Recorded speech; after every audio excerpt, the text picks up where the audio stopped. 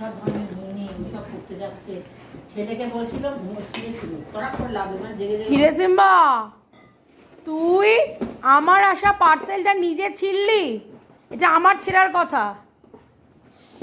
Simba, আমার আসা পার্সেলটা, ওয়েট মেশিনটা আমার খোলার কথা, ওটা তুই ছিঁড়লি? কিরে,